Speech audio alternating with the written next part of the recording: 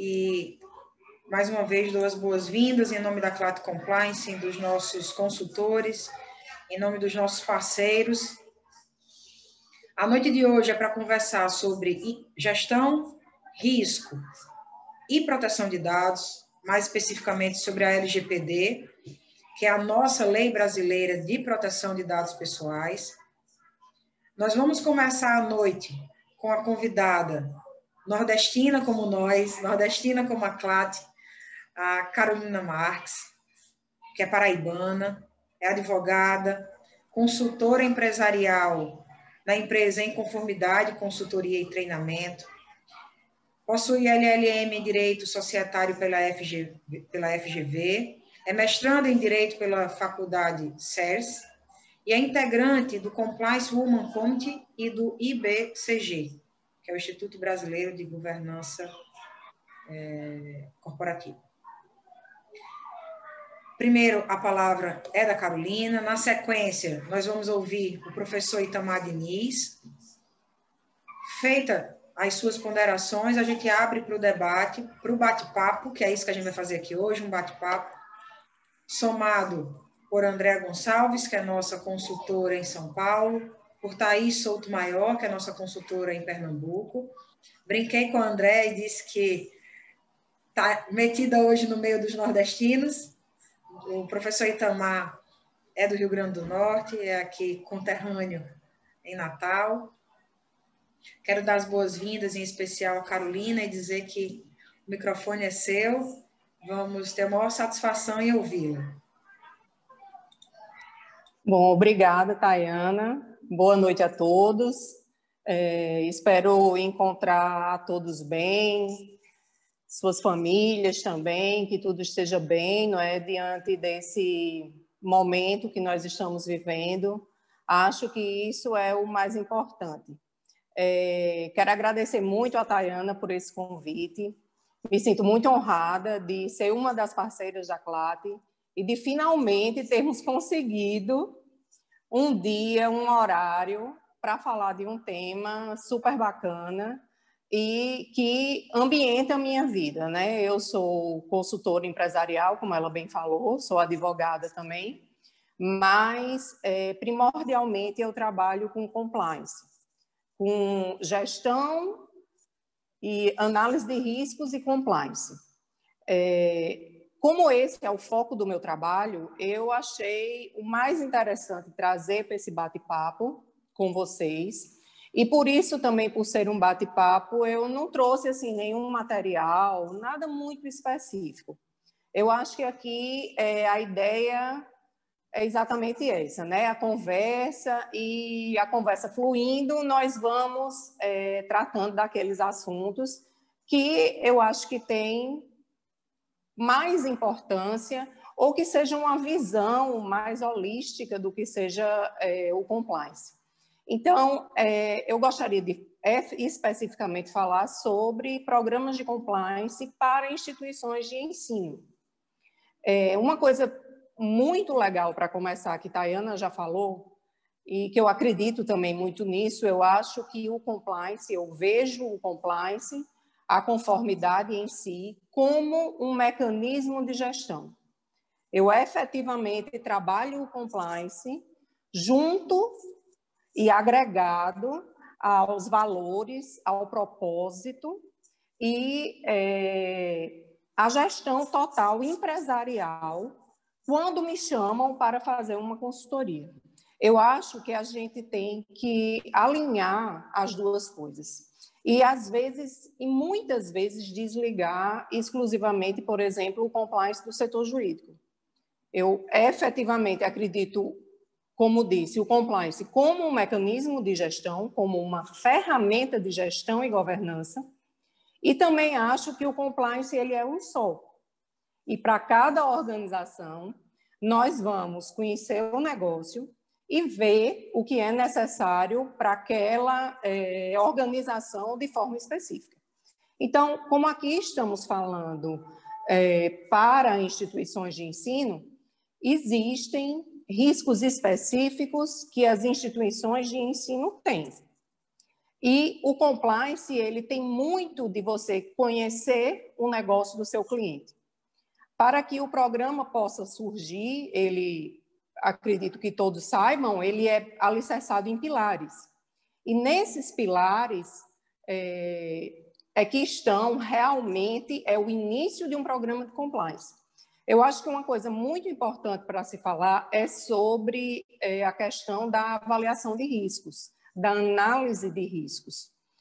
Os riscos em instituições de ensino, existem alguns riscos muito específicos. Eu, pessoalmente, já tive a oportunidade de trabalhar em algumas situações e riscos diversos apareceram para mim. Eu acredito que cada instituição, independente do tamanho, independente desta instituição de ensino, por exemplo, ser um grande grupo educacional ou uma escola pequena ou de médio porte, eu acredito que o compliance seja um mecanismo que possa ser utilizado também para essas pequenas instituições. E aqui eu já deixo um dos mitos que existe no compliance, de que ele seria exclusivamente para grandes empresas. A gente sabe, a nossa vivência, na verdade, a grande maioria das empresas brasileiras, mais de 90% das empresas brasileiras são pequenas e médias empresas. São poucas as multinacionais, as SAs, as empresas de grande porte. Então, nós temos que nos adequar a essa realidade e fazer com que o compliance também faça parte dessas instituições. Riscos específicos, por exemplo, que podemos tratar para instituições de ensino, já que o tema também entra em gestão, riscos e LGPD. Hoje a LGPD, sem dúvida, está na moda, e mais do que está na moda, é uma necessidade essencial para qualquer instituição. E as instituições de ensino, elas têm um ponto muito importante, porque elas tratam de dados pessoais, e de dados pessoais, por exemplo, algumas de crianças e de adolescentes. Então, existe uma gama de riscos que envolve esse processamento de dados que as instituições precisam se atentar. E se elas acham que a LGPD é uma lei que não vai pegar, a LGPD é uma lei que já está em vigor. Apenas as multas começarão a ser cobradas a partir de agosto deste ano. Mas a LGPD, ela é uma lei em vigor. Então, as instituições de ensino as que ainda não começaram, têm que começar a se preparar com as determinações da Lei de Proteção de Dados. Esse é um dos pontos essenciais. Políticas e termos de consentimento e também políticas e mecanismos de compliance super se adequam a instituições de ensino. Eu tive uma experiência muito bacana em relação a uma instituição de ensino aqui, de João Pessoa, que nós pudemos fazer o programa, nós fizemos o programa de compliance dessa instituição, e o código de conduta, a análise de risco, deu para ver que ela foi tão rica, ela surgiu pontos que, inicialmente, eu achava, por exemplo, que temas para uma instituição de ensino, por exemplo, que o bullying seria um tema que certamente apareceria.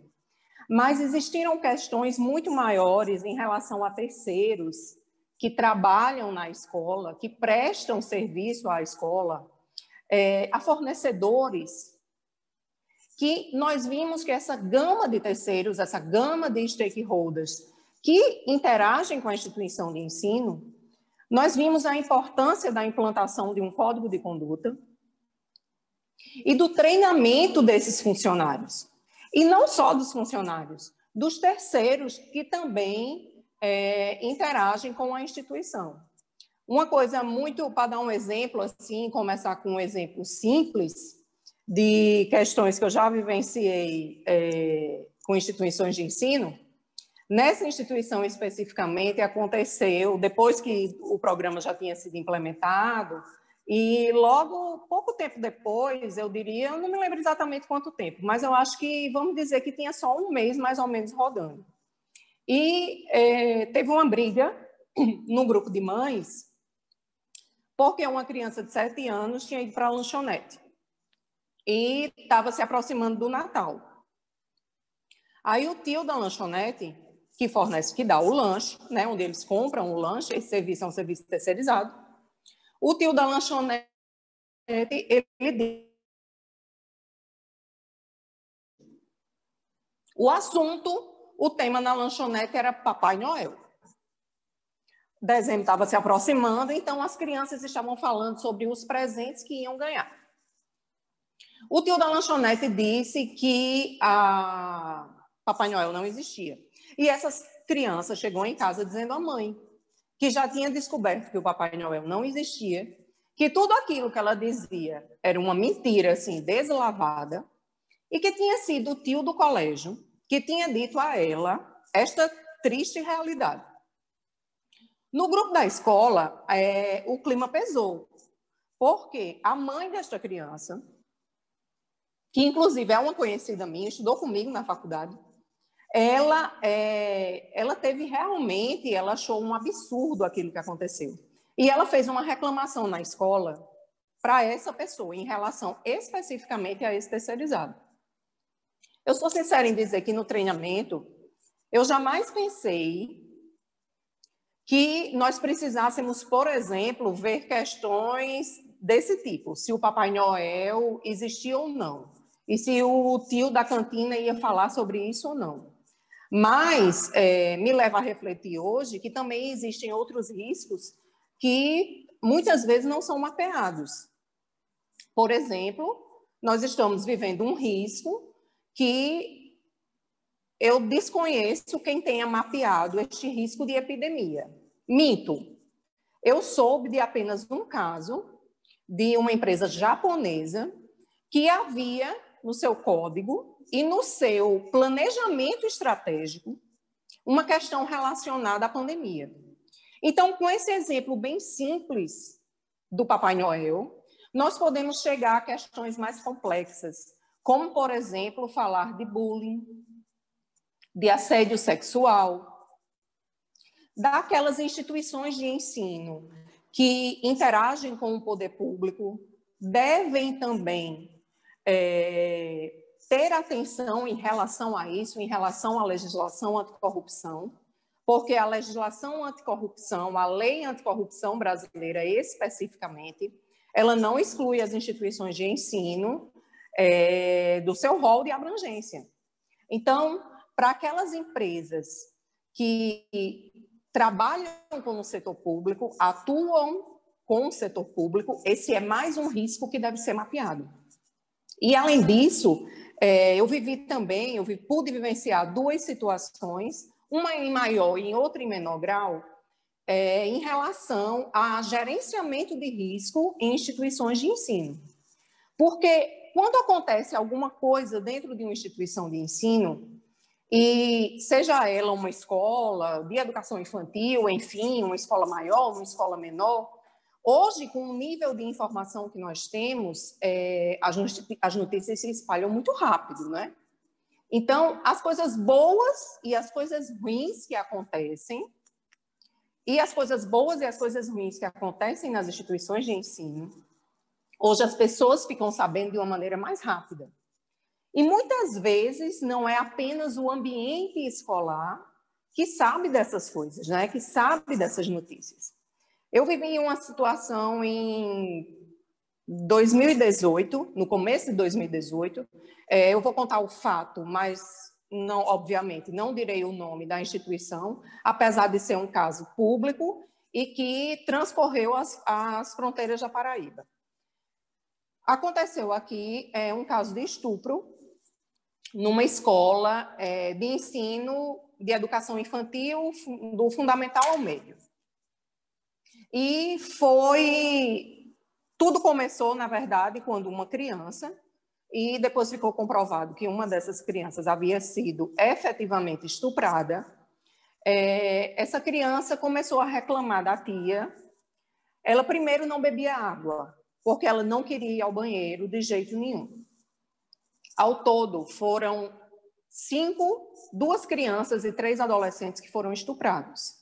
E eles foram estuprados por adolescentes do colégio, que eram do ensino médio.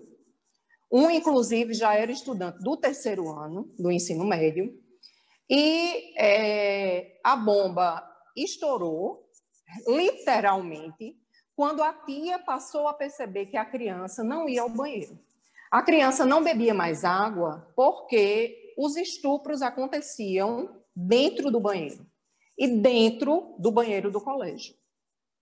Isso eu estou contando para vocês verem como do Papai Noel, que não existe, a um estupro dentro do colégio, pode acontecer. Só que isso, uma das mães envolvidas colocou num grupo de WhatsApp. Relatou o fato para uma amiga. E deste grupo de WhatsApp se espalhou para a cidade inteira. Então, e não só para a cidade, para o estado inteiro. O colégio, num primeiro momento, realmente ficou totalmente perdido. O colégio não tinha código de conduta. O colégio não tinha uma equipe para fazer nenhum tipo de, por exemplo, gerenciamento de risco. Porque hoje, nessa pandemia, nós vimos, assim, meio que ficou normal o gabinete de crise.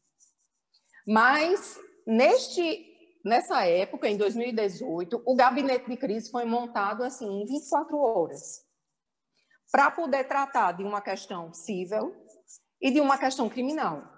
Porque, obviamente, o Ministério Público foi acionado e esses adolescentes e essas crianças, para finalizar a história e resumir o que aconteceu, até por conta do tempo, esses adolescentes hoje ainda estão presos. Eles foram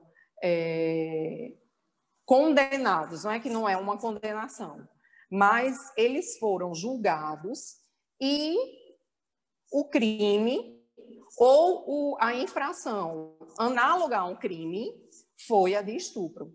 E o que é pior, o zelador do colégio era quem dava o suporte para que esses adolescentes estuprassem. Então, um gabinete de crise foi montado, como eu disse, em 24 horas. O colégio, em um dia, perdeu 62 alunos.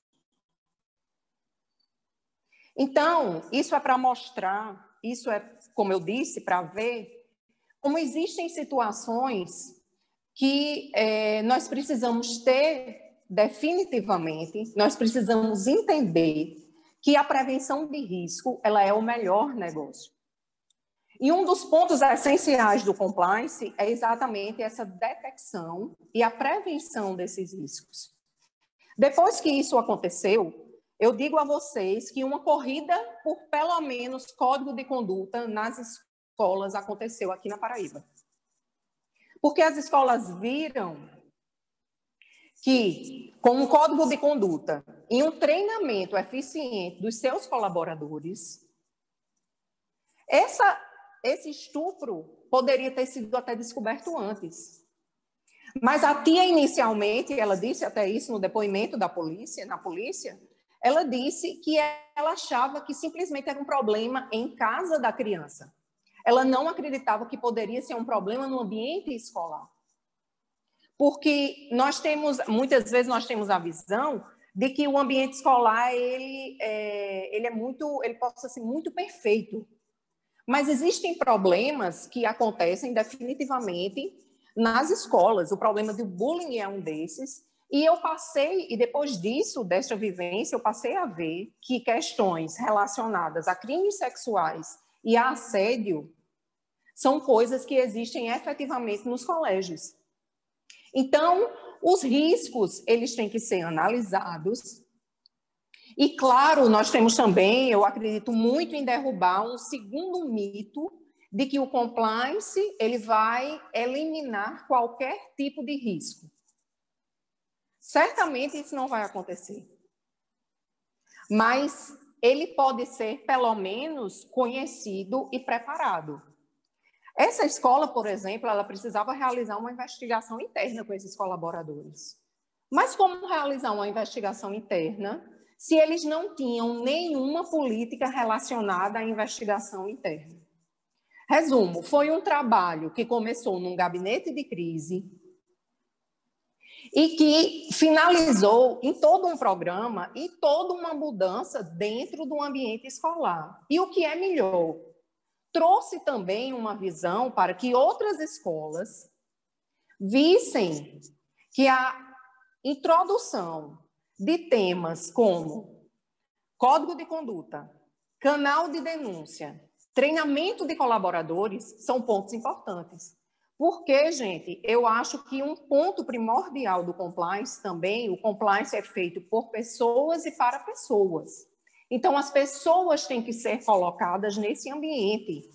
As pessoas têm que ser colocadas nesse propósito de melhorar a gestão, de melhorar a governança e de também basear a decisão da escola, da instituição de ensino, qualquer uma que seja ela, da faculdade, de um curso, de centros de treinamento, que nós possamos introduzir nessas instituições também decisões baseadas na ética.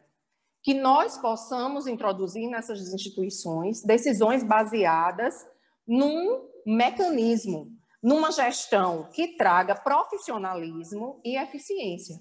Porque hoje, eu acredito que todas as instituições, e eu bato muito nessa tecla, independente do seu porte, o compliance ele deve ser uma realidade. A análise de risco, mínima que seja, ela deve ser uma realidade nas instituições para que essa gestão possa ser mais eficiente e mais profissional. Tá, eu, como sempre, falei muito. Eu já passei dos 15 minutos, eu tenho certeza. Mas eu gostaria, vou ficar aqui totalmente aberta ao debate.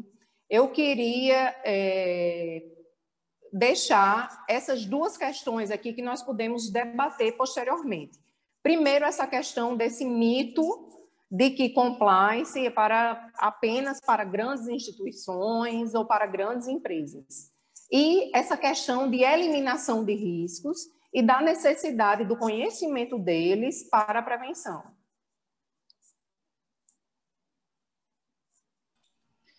Muitíssimo obrigada, Carolina. Já estou tomando nota aqui, caso ninguém pergunte, a gente retomar isso.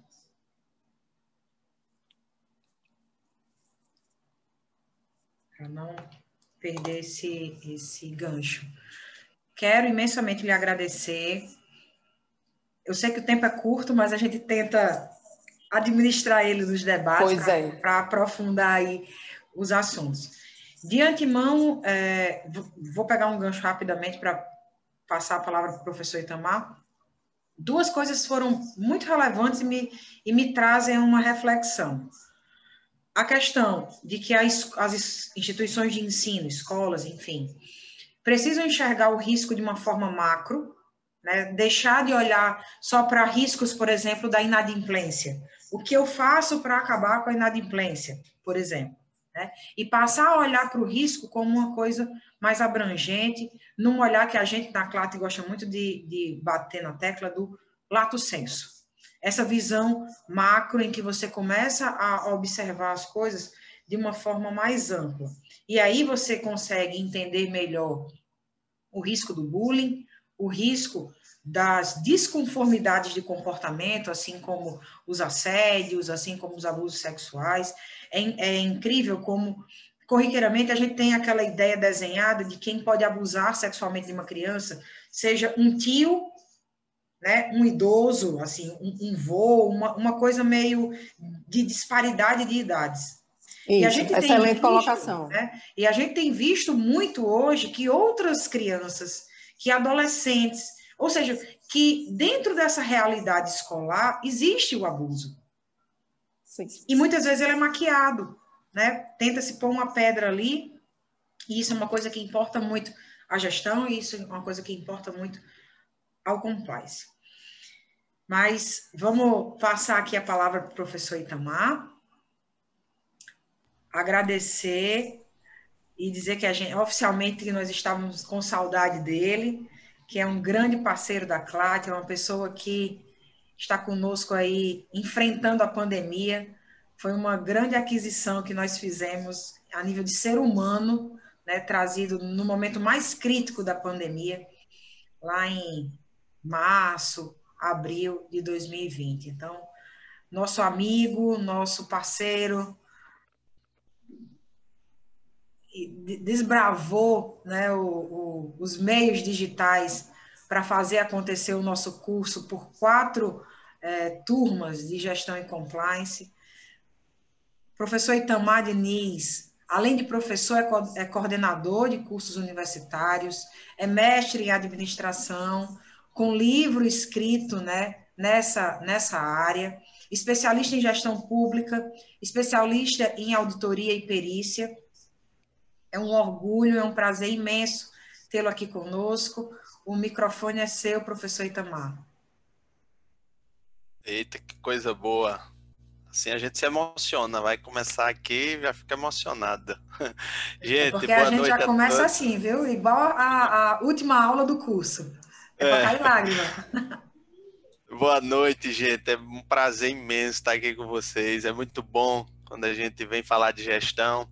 Eu sou um defensor e virei um defensor do gestão junto com o compliance. Eu não consigo mais enxergar eles separados. A gente já consegue perceber isso no nosso dia a dia, nas nossas tratativas. E quando a gente trata de um tema como esse, ele é muito importante para as nossas discussões. E isso para um tema, né, tão relevante, atual, que a gente visa discutir diante de diversos cenários. E a Carolina trouxe aqui exemplos que, no final, tudo isso vai desencadear em quê? Em falta de gestão e perca de controle. E não se dá mais para trabalhar com organizações que não tenha o básico ou o mínimo de questões de sobrevivência. E eu falo isso até por questões financeiras mesmo. E para que a gente possa ser mais sólido, para que a gente possa trazer isso para dentro, a gente precisa entender, poxa, mas o que seria gestão nesse contexto, né? Então, a gestão ela passa a ter um conjunto de ações que são necessárias para administrar essas organizações. E vale ressaltar, seja ela pública ou privada, a gente precisa se desdobrar. Digo isso por ter experiência, por trabalhar numa instituição privada, na parte administrativa também, e, assim, diga-se de passagem, eu tenho inúmeros embates de gestão com essa organização, e é uma organização grande, é uma organização de uma rede gigante, mas que tem problema de gestão. Eu não posso fugir. Hoje eu tive uma tarde um pouco desgastada com a instituição por tratar de gestão, só para vocês terem uma ideia. E eu não busco apenas estar ligado à gestão apenas para meu setor, mas eu penso e vejo gestão como um todo, como um tripé que dá sustentação a essas condições que essas organizações passam a ter junto com seus alunos, junto com professores, funcionários, colaboradores, é um todo. Então, por isso que a gestão ele vai ser esse conjunto para administrar a organização e, claro, promovendo dentro dessas nossas ações, né, que sejam situações que possam, dentro dos recursos disponíveis, atingir os objetivos que foram planejados. E aí a gente já passa para um ponto muito importante, que gestão sem planejamento não vai existir a gestão. Então, eu, antes de tudo, preciso o quê? Planejar.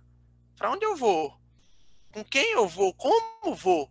Quem as pessoas que vão fazer parte desse processo? E se eu não souber definir bem, vai falhar na ponta. E eu vou falhar na entrega.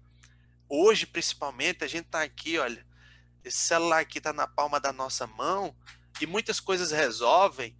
E por muitas vezes é um robô que vai lhe responder dentro de uma instituição de ensino para tratar de matrícula, porque a gente não pode só se preocupar em números de matrícula e em pessoas que estarão lá. A gente precisa também pensar que a gente tem que ter uma gestão de resultado escolar, que é o quê? É o todo, está dentro do processo, seja na universidade, seja em cursos técnicos, seja em escola de ensino fundamental e médio. A gente precisa trazer isso para um resultado que possa o quê? Ser correspondente aos desdobramentos e monitoramento da ação de resultado que eu queira. Então não adianta eu só comemorar hoje, o início de fevereiro, início de aula, eu não posso só comemorar minha quantidade de matrículas, mas como é que eu vou manter essas minhas matrículas? Por que que o comitê de uma possível crise não já pode ser constituído antes da crise ser gerada? Por que que eu não posso absolver que o risco ele pode ser... eu não posso ter um risco lá na frente de uma quebra de imagem da minha entidade por um fato que ocorreu dentro dela, sem antes eu cuidar dela. Eu preciso que o fato aconteça para depois eu corrigir? E por que a gente não faz o inverso? Por que não trazemos isso como uma parte da nossa gestão, evitar com ações preventivas? E por muitas vezes, nós mesmos estamos indo ao médico quando estamos doentes. E necessariamente essas ações de gestão elas acontecem naturalmente. Por quê? Porque o papel de uma escola, de uma universidade é o quê? Promover a aprendizagem e a formação de seus alunos. Perfeito. E quem vai gerir e realizar os seus resultados? Como é que isso vai ocorrer?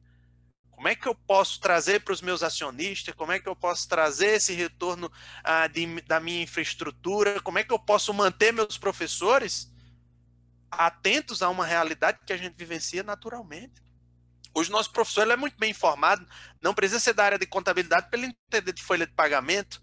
Ele consegue compreender bem que por muitas e muitas vezes, essa desvalorização, muitas vezes até do professor, acaba desmotivando no processo da entrega de ensino lá na ponta. Onde dentro de um cenário que a gente visualiza, de ações que podem ocorrer, eu posso pensar em quem? No meu funcionário. E é uma das coisas que eu falo muito, as pessoas até questionam, falam assim, mas Itamar, você é professor universitário, coordena cursos, mas você fala muito do setor pessoal, das pessoas, do cuidado que a gente precisa ter com as pessoas. Eu há muito tempo venho enxergando nas organizações, e isso indefere se de ensino ou qualquer outra, que se eu não cuido das pessoas que geram resultado, meu resultado não vai acontecer. Então eu passei a fazer uma análise dentro da gestão de uma organização que eu precisava cuidar das pessoas para que eu pudesse ter resultado. Eu podia fazer o melhor planejamento, mas se as pessoas não tivessem engajadas nesse processo, meu planejamento ia furar. Eu não ia atingir. E eu, que era o consultor, não ia fazer as entregas necessárias. E o gestor da empresa ia olhar para mim e dizer, mas por que as entregas não aconteceram? Porque faltou dedicação dos funcionários. Então eu preciso também cuidar deles. Então é um tripé de ações. Eu planejo, eu vou executar, mas eu preciso estar analisando o curso do processo. Porque não adianta também só chegar no final do ano e dizer assim, eu não consegui atingir minhas metas. E aí tudo isso paira dentro de uma conformidade. Porque se não houver essa conformidade dos processos de gestão, vai falhar na hora do resultado final. E aí eu vou estar catando aluno no meio da rua, oferecendo muitas vezes desconto que não compreendo com a realidade da minha escola. Qual é o custo do meu aluno? Qual é o custo que o meu curso tem? Por muitas vezes, instituições podem fugir dessa realidade porque o interesse é só absorver. Eu, pelo contrário, trazer, inchar, e hoje a gente não pode nem inchar uma sala de alunos, aglomerar, lotar uma sala, mas eu preciso reconhecer qual é a eficiência do meu produto. Eu preciso trazer isso para dentro de uma realidade. Por quê? Porque se vai ser presencial ou online, podem ter certeza. Essa disparidade ela aumenta de forma gigantesca. Por quê? Porque é a condição necessária que vai ser repassada para essas pessoas. Tanto para o aluno que está assistindo. Por exemplo, um aluno de uma instituição privada, ele não aceita que a mensalidade aumente porque ele está estudando em casa. Mas ele não entende, por exemplo, que uma instituição de ensino, ela precisa investir em meios tecnológicos. Beleza. Mas a instituição de ensino também não está gastando energia lá. Então, tudo precisa passar por um fenômeno que a gente costuma sempre discutir em situações que a gente é levado em conta, é que existe o ponto de equilíbrio das ações que precisam ser feitas. O ponto de equilíbrio para entender que o meu aluno matriculado ele é importante demais, que o meu professor é uma peça fundamental nesse processo demais, porque a entrega dele vai ser fundamental. E se isso não acontecer, a minha gestão escolar vai o quê? Vai de água abaixo. Por quê? Porque ele vai ser o complemento do desenvolvimento educacional, profissional e financeiro. Qual é a instituição, por exemplo, privada que vai se manter se não tiver o financeiro? Então, eu preciso ficar atento a essas condições. Por quê? Porque eu preciso adotar esse termo, até discutir num artigo que escrevi para o livro com a CLAT, que era o compliance financeiro. Até onde está existindo essa conformidade de entender o preço justo, mas que seja um preço relevante à condição de manter o custo efetivo desse aluno na minha instituição? E a gente pode até questionar. Instituição, qual é o custo aluno dessa sua série ou dessa sua unidade? Qual é o custo que você tem com esse aluno? Qual é o desdobramento que a gente pode fazer para que a gente possa observar as necessidades, não só da questão acadêmica, mas de cada setor, promovendo uma melhoria na relação do desenvolvimento das atividades que existam dentro dessa organização. E tudo isso, se não houver gestão, a conformidade também vai falhar. Eu posso ter o melhor programa de compliance dentro de uma entidade, de uma instituição de ensino. Mas se eu não tiver gestão atrelado a ela, o meu programa de conformidade vai falhar. Ele não vai fluir naturalmente, porque em algum momento vai se criar uma barreira ou vai se criar um gargalo ali que eu não vou conseguir seguir. Por quê? Porque me faltou estrutura, embasamento, faltou planejamento. E tudo isso acaba retroagindo aquilo que foi dado como perspectiva.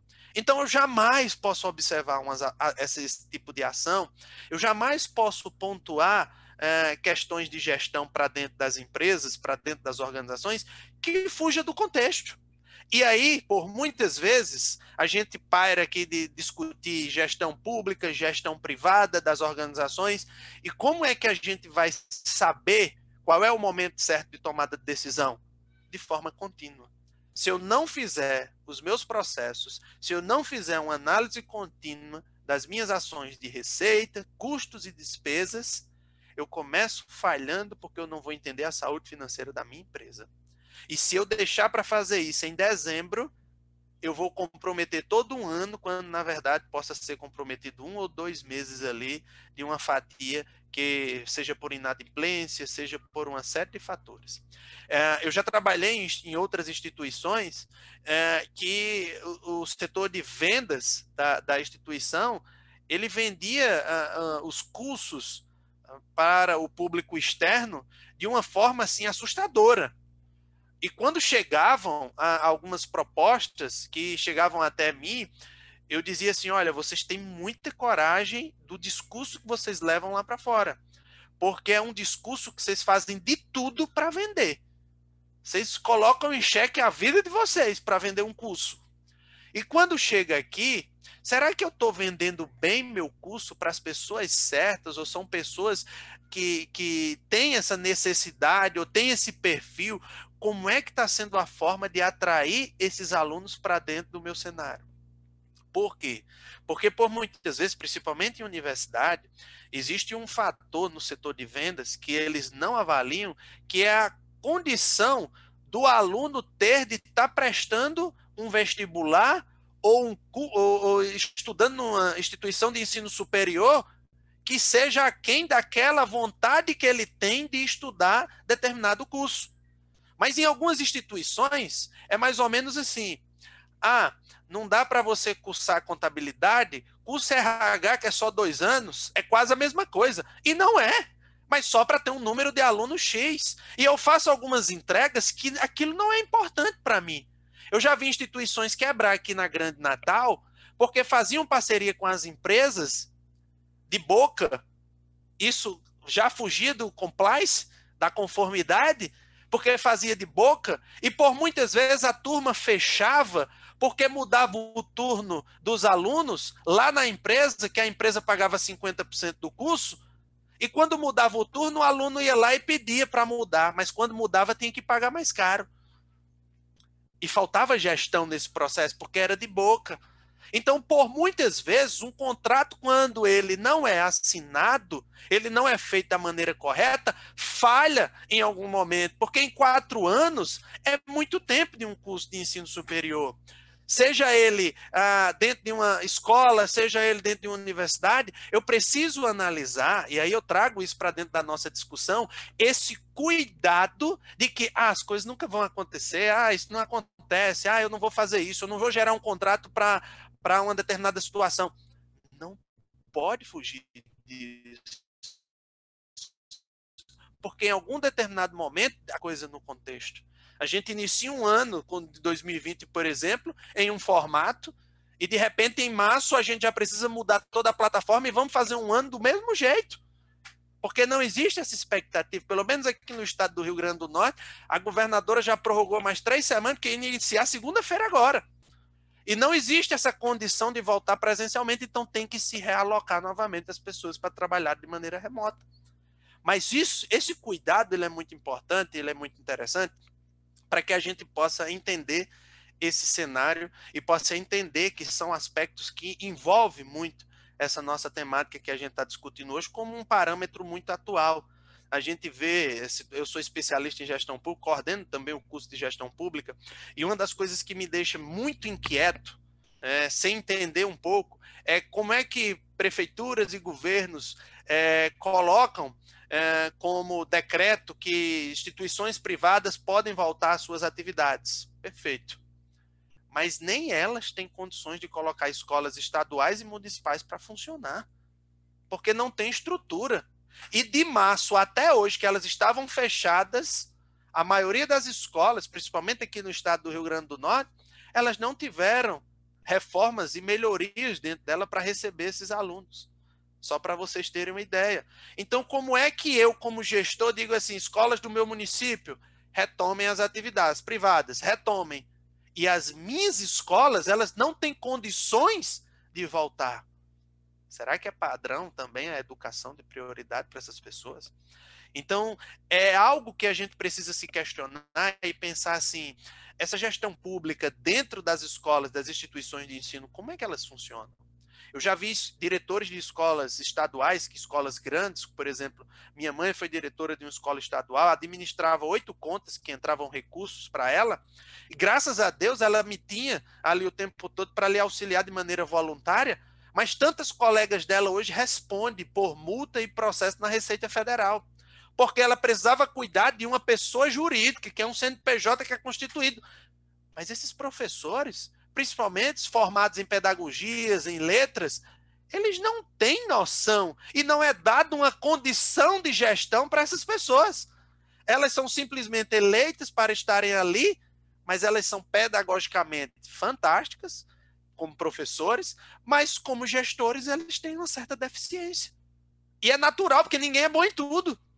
Então acaba que muitas vezes eu não dou a condição para que essas pessoas possam trabalhar. E aí eu preciso administrar o pouco que vem, seja da merenda, seja de diversos outros fatores, coisas básicas de pintura, a grama que cresce, enfim, aquela coisa toda de estrutura como base, mas muitas vezes não existe. Então, esse trabalho, essa tratativa que a gente tem, que fornece com que as instituições e toda e qualquer empresa possa ter, ela essencialmente só vai funcionar se o programa de compliance estiver, pelo menos é o que eu defendo, ela estiver alinhada ao papel de gestão. Da mesma forma, eu sempre digo, porque eu sou uma pessoa que defendo hoje o compliance, mas eu venho da gestão. Então, eu venho da gestão aprendendo a importância do compliance. Tento informar as pessoas que estudam compliance, por isso que a gente sempre segrega essas funções aqui junto com a Tayana, junto com a Cláudia, com todo mundo aqui. Por quê? Porque gestão sem compliance e compliance sem gestão é como se a coisa não tivesse completa para funcionar de uma forma positiva e gradativa. E isso acaba, muitas vezes, não trazendo o resultado necessário, porque por mais que você fale como um todo, como diversos aspectos negativos que o compliance possa trazer, vai acabar lá na gestão da empresa. Seja na gestão administrativa, na gestão financeira, na gestão pessoal, na gestão tributária, onde quer que seja, vai finalizar lá. Porque na hora que, como a Carolina falou, de um dia para o outro, 60 alunos saem de uma escola, no final do mês o furo financeiro é gigante.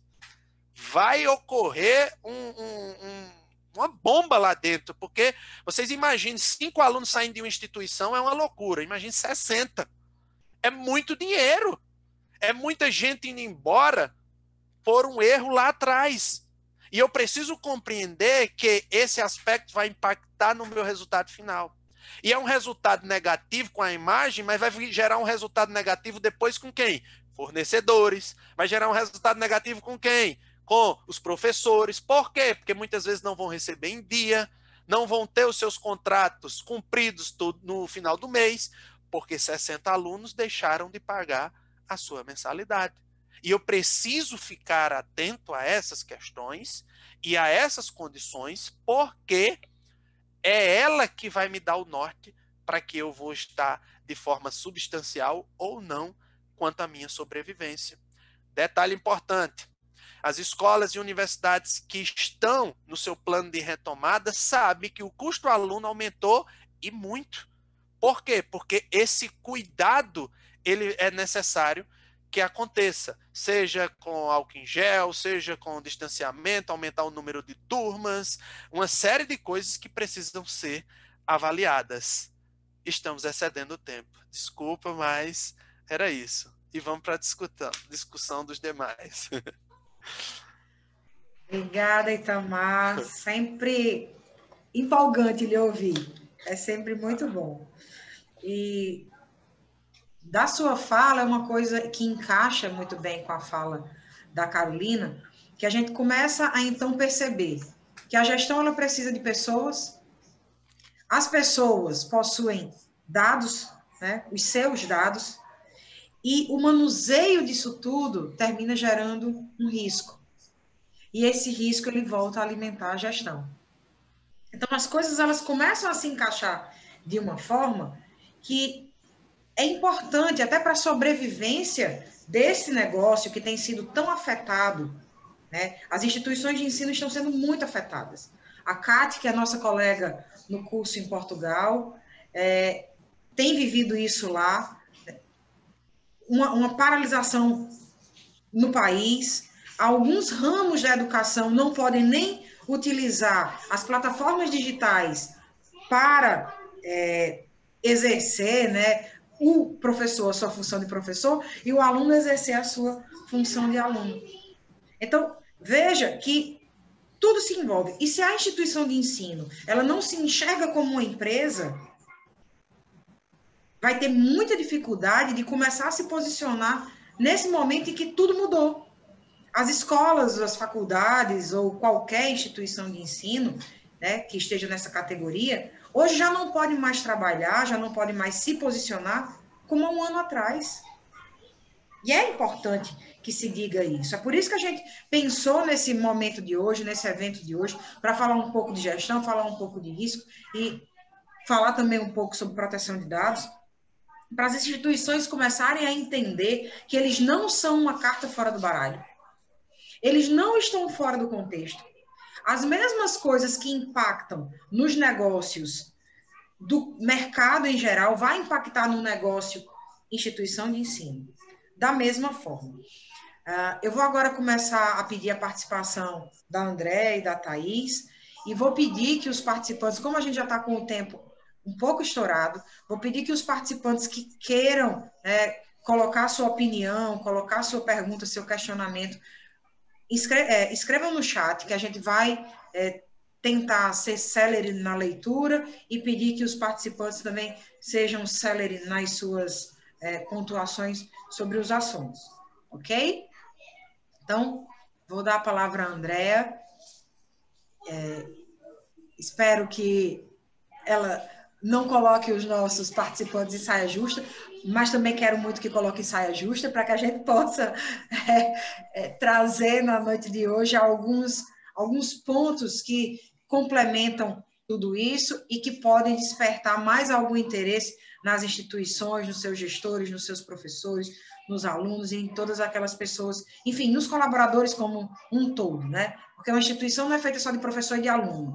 Tem toda uma estrutura de background para que isso funcione, né? Tem desde quem está limpando, aquele que vai para o portão, vê a entrada e a saída dos alunos, que hoje está com mais uma função, que é aferir a temperatura, que agora a gente também tem isso, fora as funções tradicionais. Hoje, com esse problema da pandemia, nós tivemos que agregar mais umas tantas outras funções a esses servidores, que, como bem lembrou o professor Itamar, tem uma expertise tremenda nos seus pontos em que foram graduados. Professores em formações, geografia, história, enfim, pedagogia, os próprios coordenadores das instituições, mas poucos investem em gestão, em estar ali trabalhando. Até a direção dessas instituições, muitas vezes, vão fazendo a gestão de uma forma artesanal e não se preparam tecnicamente para realmente botar para frente, botar adiante o negócio e trazer sustentabilidade para essas instituições.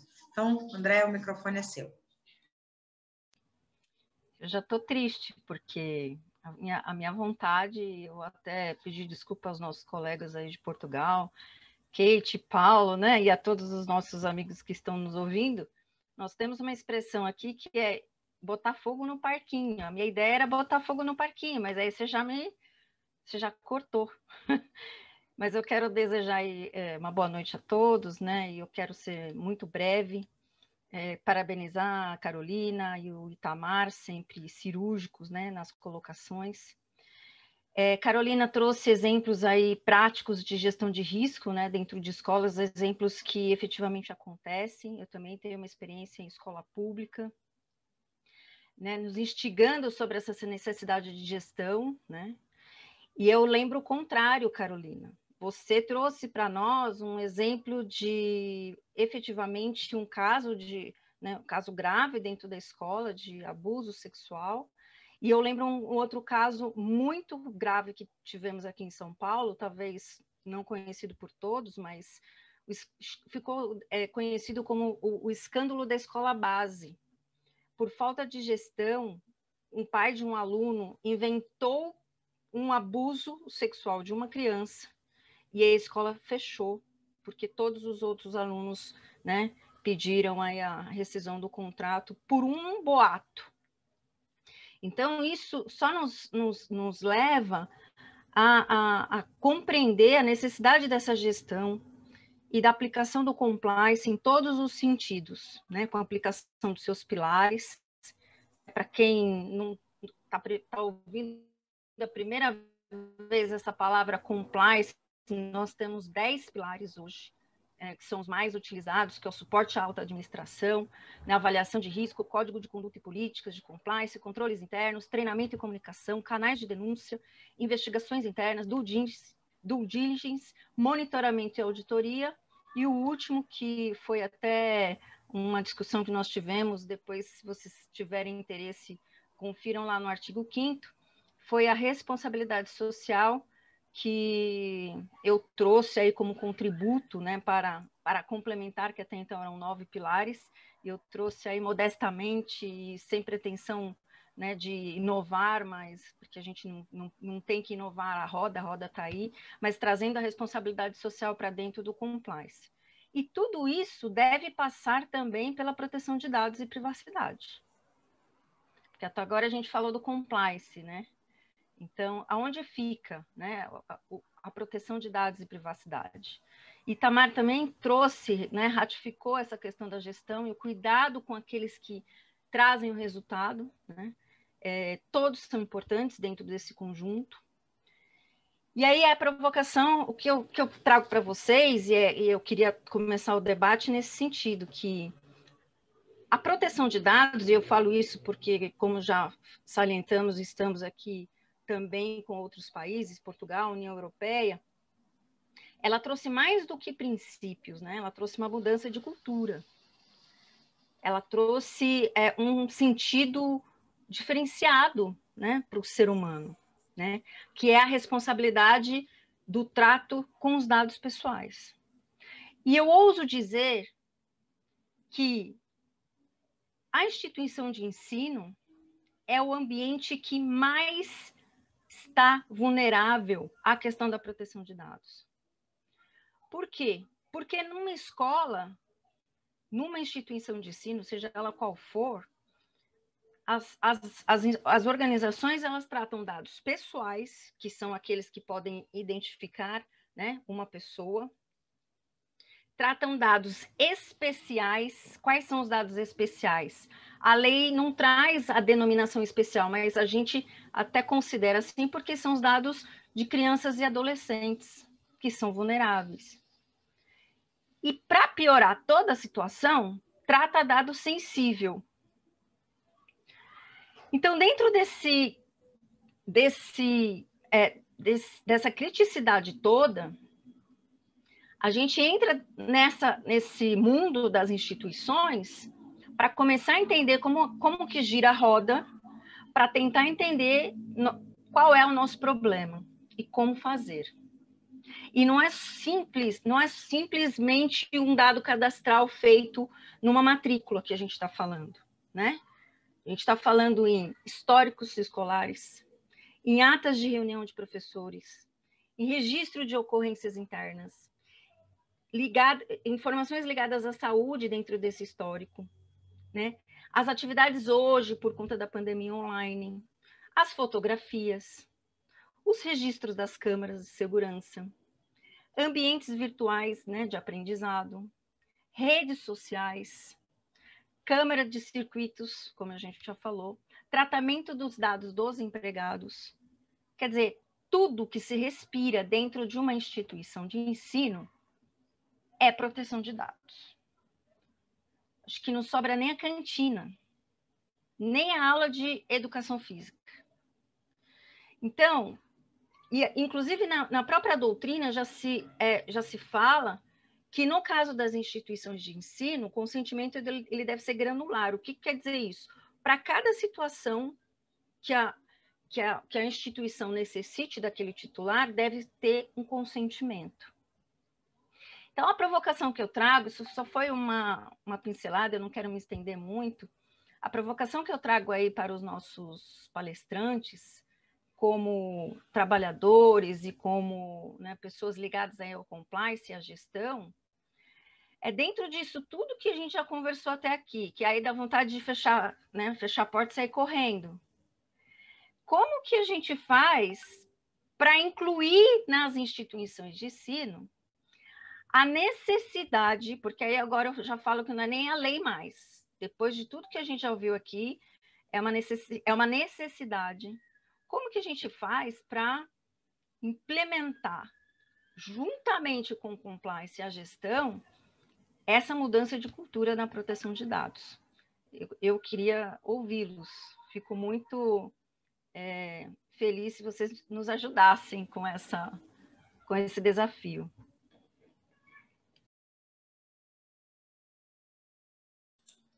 Não sei se alguém vai querer a palavra ou eu vou ter que obrigá-los a falar. O professor Itamar já abriu o microfone, então vamos lá. Carolina, quer falar? Fica à vontade. Não, pode falar, Itamar, pode ficar à vontade.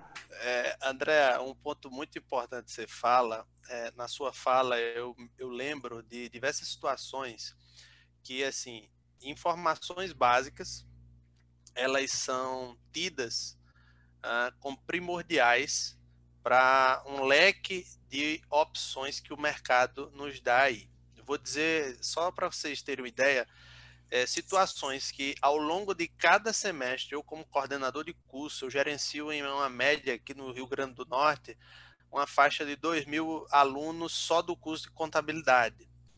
Então, isso porque a gente está num cenário de pandemia atualmente, mas um cenário normal a gente chega próximo aí de 4, 5 mil alunos em todo o estado do Rio Grande do Norte, diante de todas as cidades que a gente tem. Então, isso eu sou cantado constantemente por pessoas externas de outras empresas, não só de universidade, mas que oferece e-book, que vende livro e tal, uma planilha com nome, endereço, CPF e principalmente o contato, coisas básicas. Ou seja, essa rede de contato básica que existe nas instituições de ensino que você falou aí, ela remete a uma responsabilidade gigantesca. E diga-se de passagem, não vou aqui citar instituições, mas existem pessoas dentro de instituições que vendem essas listas. E são caras para o mercado, para vocês terem uma ideia.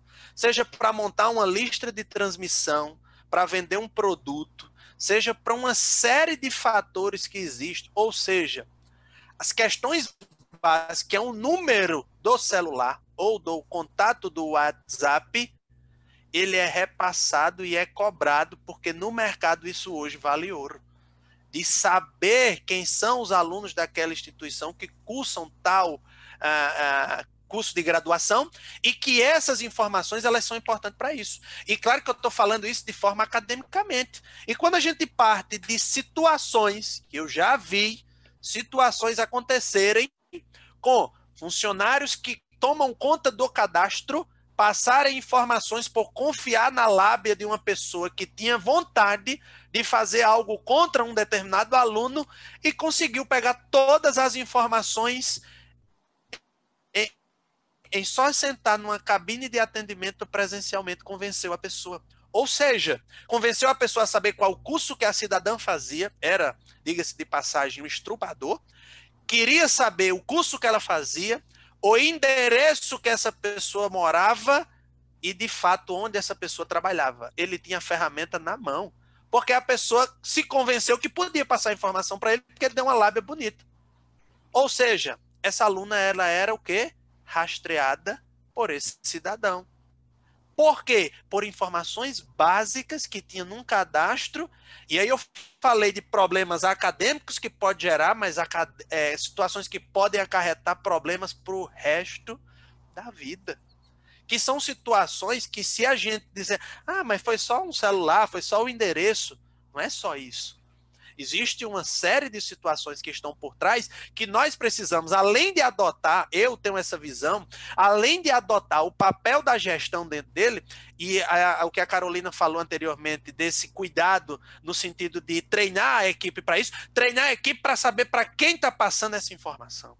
Quem são as pessoas que são capazes de absorver número X de CPFs, número X de telefone, que são questões básicas do ser humano que está dentro de uma instituição de ensino com a finalidade de buscar o seu aprendizado, mas que muitas vezes a falha na gestão, muitas vezes acarreta em botar qualquer pessoa porque acha que o setor não é de tão relevância como que a gente imagina.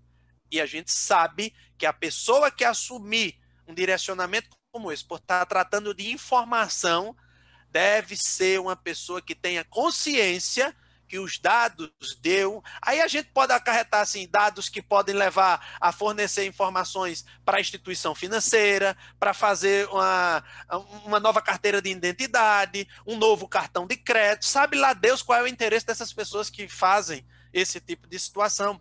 Então, é falho, muitas vezes, esse processo? Porque ainda não está enraizado dentro da gestão das empresas, a importância de um treinamento específico para a proteção de dados com as pessoas. Se deixar, eu falo o resto da noite, eu vou parar. A Carolina vai querer ponderar um pouco. Logo na sequência da Carolina, a Kate pediu para falar um pouquinho, e aí eu acho que é muito relevante, porque ela tem como nos trazer uma correlação com o que tem acontecido em Portugal, e isso para a gente é muito bom. Eu acho, sabe, Andréia, que você focou num ponto assim primordial. E esse final do que Itamar falou, eu até anotei aqui e eu escrevi como cultura da prevenção, ou a nossa falta de cultura de prevenção. E isso, em relação à proteção de dados, é uma coisa assim gritante. porque nós entregamos facilmente, nós damos facilmente o nosso CPF, nós entregamos dados pessoais que as pessoas podem descobrir, por exemplo, se eu disser o time que eu torço, isso também pode ser considerado um dado pessoal, mas será que essas pessoas têm esse conhecimento? Nós não temos uma cultura de prevenção e nós também não educamos as pessoas para isso, eu acho. Eu acho que são um conjunto de fatores que faz com que a coisa se torne muito complexa. E muitas vezes, quando nós dizemos, por exemplo, a um cliente, seja ele do setor privado ou do setor público, que a proteção de dados é uma coisa real, eles acham que nós estamos, por exemplo, procurando um pelo num ovo. Porque hoje nós estamos acostumados ao quê? A mostrar, não a esconder. As redes sociais estão aí para que a gente mostre cada vez mais. E para que cada vez mais as pessoas saibam quem eu sou, do que eu gosto. Tudo isso. Então, quer dizer, nós vivemos numa cultura em que eu acho que a prevenção de dados, ela ainda definitivamente não está enraizada. E é muito difícil. Como há anos atrás, por exemplo, o Código de Defesa do Consumidor. Hoje ele é uma coisa real. Hoje você não compra um lápis, uma borracha, e você tem em mente os seus deveres e os seus direitos como consumidor. Acho que nós temos que caminhar. Muitas vezes no Brasil as coisas são um pouco lentas, mas a luta é essa. Ontem, inclusive, foi o dia de proteção, né, dos dados, mas eu acho que a luta ela é muito grande. Então, esse ponto, essa falta de cultura e a falta de gestão que existe, é um ponto que precisa ser... Ele poderia agora ser mais adiantado. Nós não estamos já no mundo de inteligência artificial, nós já chegamos, por exemplo, existem hoje robôs que trabalham com compliance. Existem pilares específicos em que eles são trabalhados com robôs. Agora, o robô ele não é uma pessoa. Mas é preciso que essa educação agora para os dados ele seja feita de uma forma mais rápida, eu acho. Eu acho que nós precisamos, principalmente nós somos professores que estamos aqui trabalhando e tentando, de alguma forma, fazer com que essa luta não seja tão inglória, que ela não demore tanto, não é? Eu acho que, pronto, eu estou lendo aqui o início do comentário de Cibele, nossa maior vulnerabilidade, sem dúvida, é a rede social. E para nós é muito difícil essa proteção. Porque como é esse limite? Nós nos expomos e temos que nos proteger ao mesmo tempo. Então, eu também não vou falar mais, já falei bastante, vamos continuar o debate. Deixa eu só complementar, a sua fala é em 1 minuto.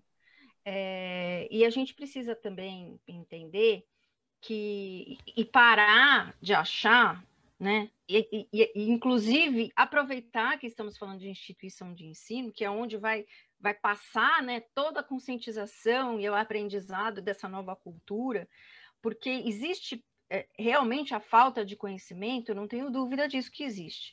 Mas a gente passa também por situações de que a pessoa sabe o que é e não tem interesse. Nós mesmos atendemos uma universidade num estado do norte para colocar cursos e fazer o projeto de implantação. Eles não quiseram fazer por motivos XYZ, que não vem ao caso, e começaram a colocar na página do marketing deles que eles falando de proteção de dados. Como que eu vou falar de proteção de dados para as pessoas se eu não vivo isso? Se eu não coloco proteção de dados dentro da instituição? Se eu não tenho respeito pelo dado pessoal do meu aluno, do meu empregado, entendeu? Então, falta conscientização? Falta. Mas falta engajamento. As pessoas precisam se engajar para poder o negócio acontecer, né? Prometo que eu não falo mais. Vamos ouvir um pouquinho a Cati, e daí eu passo para a Thaís fazer a ponderação dela. Olá, boa noite a todos, em primeiro lugar. Gostaria, sem sombra de dúvida, agradecer tanto a Tayana como a Andreia o convite que me foi endereçado para não ser palestrante, porque ainda sou novato na área de proteção de dados, confesso, mas é uma área que me interessa muito e, portanto, e na qual tenho vindo a investigar cada vez mais. Depois, em segundo lugar, gostaria de agradecer à doutora Carolina Marques e ao doutor Itamar Diniz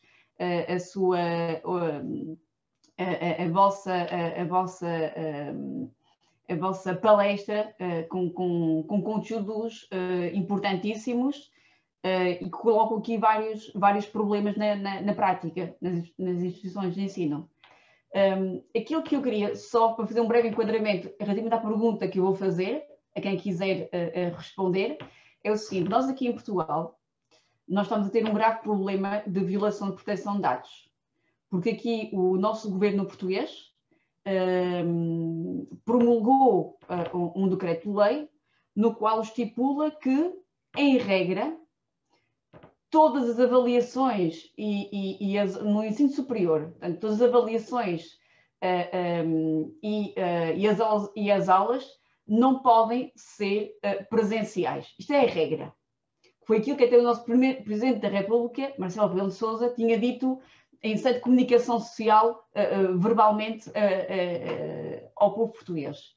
Depois, nesse mesmo dia, à noite, recebemos esse decreto-lei que diz: sim, senhora, não há aulas presenciais, não há avaliações presenciais, exceto se essas avaliações presenciais são essenciais para a avaliação do aluno e são imprescindíveis que sejam feitos presencialmente.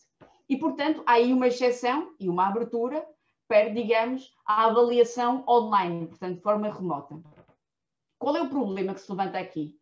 Como também é o vosso caso no Brasil, nós temos proteção de dados, temos privacidade e temos cibersegurança, e temos também dois direitos fundamentais que, a meu ver, estão aqui a esbarrarem-se um pouco. Nós temos o direito fundamental previsto na Constituição, que é o direito ao ensino, por um lado, no prato da balança, e depois, associado ao direito ao ensino, digamos, online, não é? E temos, por outro lado, este direito fundamental da privacidade e da reserva da intimidade da vida privada. São dois direitos fundamentais constitucionalmente previstos, não é? Que neste momento estão a esbarrar um contra o outro. A nossa Comissão Nacional de Proteção de Dados, o equivalente à vossa ANPD, para nós a CNPD, tomou já em abril do ano passado uma decisão segundo a qual dizia às instituições de ensino que o ensino à distância, ou seja, via online, era ilegal e inconstitucional, porque viola a proteção de dados dos alunos, viola a sua privacidade, viola também, peço desculpa, a sua intimidade da reserva da vida privada, não é? E, para além disso, o aluno nunca deu o seu consentimento para, em primeiro lugar, estar conectado de forma remota, segundo, ter uma câmara que está a captar imagens e o som, nós sabemos que o som de uma voz também é um dado pessoal, que nos permite identificar, e também, e isso compreendo de uma certa forma, também é proibida a utilização e a instalação, não sou engenheiro informática, mas acho que há uma possibilidade de introduzir no computador de cada aluno uma proibição de ele aceder a sites de internet, para não haver os plágios e as cópias, etc. Pronto, em face desta situação, e tudo isto por causa da pandemia, que não só nós, mas também vocês estão a passar, todas as instituições de ensino adotaram o sistema online, porque o governo assim deu a sua possibilidade. E eu questiono isso, que até já levantei essa questão na nossa pós-graduação, e acho que é um tema que leva largas horas de discussão, que é o seguinte: então, se o governo dá a possibilidade às instituições de ensino darem aulas online e avaliar os alunos online, com todos os riscos inerentes a isso, risco até de eles copiarem, eu posso garantir que na terça-feira, corrigi 50 ou 60 testes, anula 16 por plágio, não é? Há esse risco do aluno não ser avaliado até com mérito, não é? Então o que é que acontece? Temos esta situação da dicotomia entre, por um lado, a proteção de dados, a CNPD que nos bate à porta e que diz não pode haver nada online, mas temos o governo que diz sim, podem fazê-lo. E aquilo que até me repugnam, porque até conheço muito bem a nossa presidente da CNPD, que é a minha madrinha de curso, é que, no caso, a CNPD, a meu ver, deveria pedir uma audição parlamentar para justamente expor a situação ao governo, que não pode adotar aquele tipo de leis, de decreto-lei, porque é ilegal e inconstitucional. Mas não, a CNPD vem para a comunicação social dirigir-se aos docentes e às instituições de ensino, dizendo não podem fazer isso, porque não estão em conformidade com o RGPD. Pronto. Então eu tenho uma questão a fazer à CNPD, que é a seguinte: tudo bem, temos que arranjar alternativas para medir a CNPD. Quais são elas? A CNPD não nos dá uma linha de pensamento, algumas ideias, porque na realidade, de forma remota, estamos sempre a violar um dado pessoal do aluno, nem que seja apenas um. Quer queiramos, quer não. Então qual é a minha questão? Eu, como professora de Direito, digo assim ao meu aluno: olha, tenho um documento que eu enviei por e-mail para si e, como sabe, está na sua época de avaliação final, na época de exames, se preencher o documento com a sua política de privacidade e com todas as finalidades para que são utilizados os seus dados pessoais, se ele der o seu consentimento para ser avaliado, então será avaliado nos moldes em que tiver sido anteriormente implementado, com câmara ligada, de forma a ver a cara, a poder captar, portanto, a sua imagem, a poder captar a sua voz. Tudo bem, então estamos em conformidade. Eu tenho uma outra pergunta. Até se o aluno recusar dar o seu consentimento, quid iuris, o que é que nós fazemos? A meu ver, diria assim ao aluno: bem, se não está a dar o seu consentimento, não pode ser avaliado. E como são cadeiras semestrais, que é uma cadeira do semestre de inverno, eu digo ao aluno: caro aluno, quer ser avaliado agora? Então vai ter que adiar a sua vida e ser avaliado no próximo ano.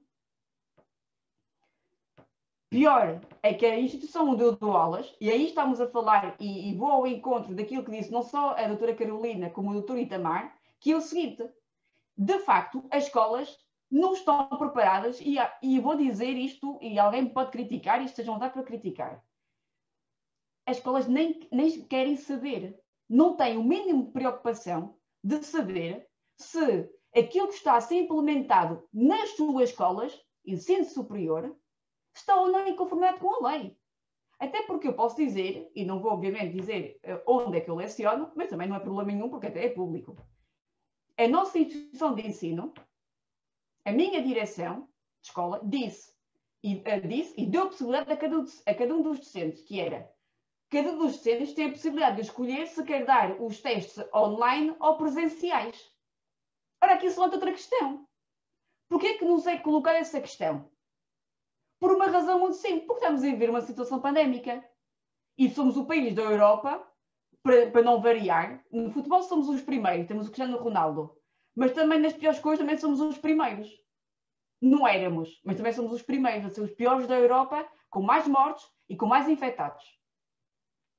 E eu, e modéstia à parte, com o meu bom senso, pensei: bem, eu não vou pôr em risco, não vou pôr em risco a minha saúde, assim como não quero pôr em risco a saúde dos meus alunos e de todos os funcionários que vão ter que estar presentes para poder abrir o estabelecimento da escola. Então, qual foi a minha opção? Avaliação online. Mas outros colegas adotaram a avaliação presencial. Claro que isto, nós temos aqui, entre os docentes que escolhem o presencial e os que escolhem o online, temos aqui uma desigualdade até entre os alunos. Uma desigualdade até substancial e formal. Não é? Porque mais facilmente eu apanho um aluno a copiar presencialmente do que um aluno através da câmara. Claro que se for...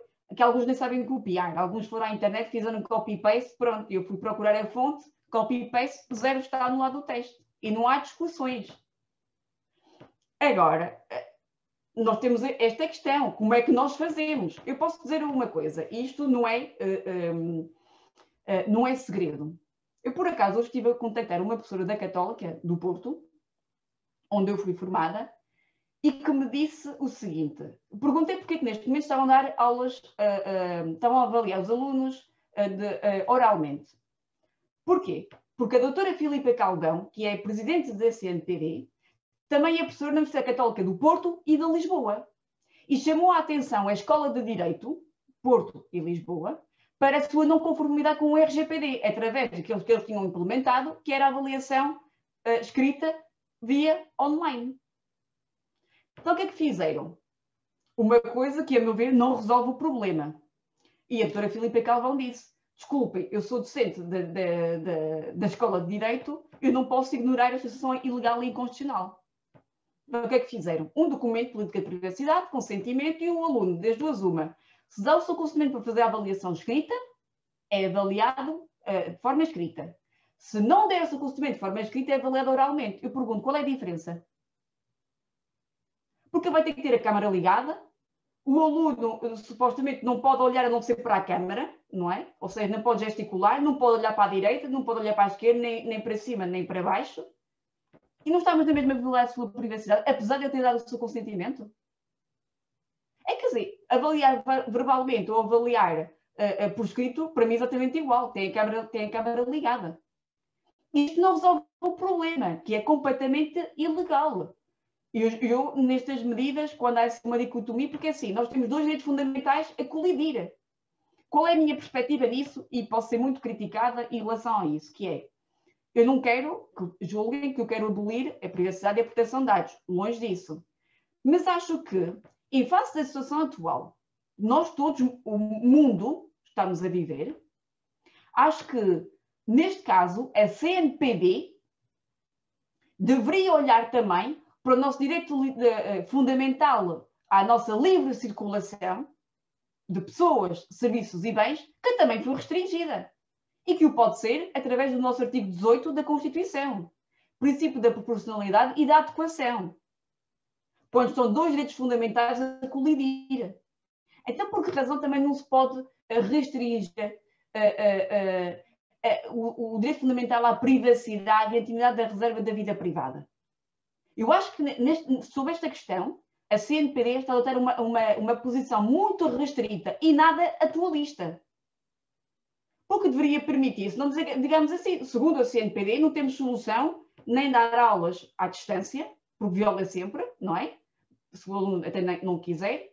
E, por outro lado, estamos sempre a violar a lei quando estamos a avaliar à distância. Então, perante isto, adoto uma posição radical. Então, como já aconteceu anteriormente, quando tivemos guerras aqui em Portugal, suspendemos as aulas, encerramos temporariamente os estabelecimentos de ensino, não havendo aulas nem havendo avaliação, e quando tudo isto acalmar, as escolas que aproveitem esse tempo para adequarem as salas, as cadeiras, as carteiras dos alunos, para eles estarem depois numa sala de aulas devidamente higienizada, com todas as regras implementadas, porque não têm. Eu dou aulas numa sala de aulas que, posso-vos dizer, eu tenho uma turma, não é relativamente grande, é até relativamente pequena, onde são talvez 14 alunos. E numa sala tinha que passar para 16. Eu quando entrei na sala vi aquela quantidade de alunos que eram só talvez uns 10, e eu chamei logo o segurança e disse, eu nesta sala não vou dar aulas, arranjo uma sala maior. Por uma questão de segurança, de saúde. E a CNPD, eu acho que isto é a minha perspectiva, a CNPD continua a teimar que se viola sempre a lei. Se viola sempre a lei, que diga ao governo suspenda tudo. E então já não há violação de lei. Mas na minha perspectiva, isto é a minha opinião pessoal,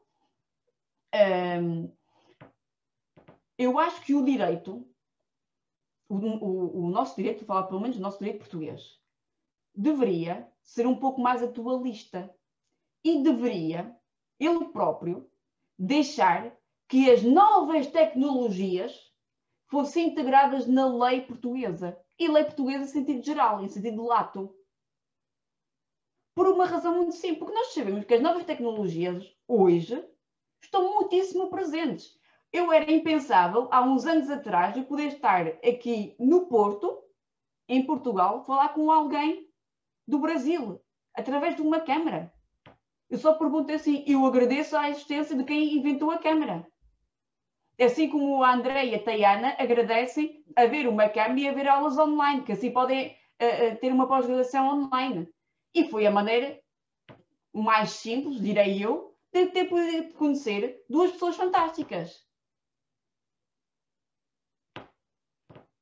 E então, por isso mesmo, é que eu acho, e eu defendo isto, e vou defender isto até perante instituições de ensino e perante a doutora Filipa Calvão, que eu ainda lhe vou ligar na próxima semana. O direito deveria estar aberto e dar abertura às novas tecnologias, porque elas estão presentes hoje e vai ser o nosso futuro. Disso nós não temos dúvida alguma. É certeza absoluta. Então, assim como vamos sendo cada vez mais atualizados no direito, porque é verdade, o ladrão é que rouba e depois criamos uma lei para aquilo que ele cometeu.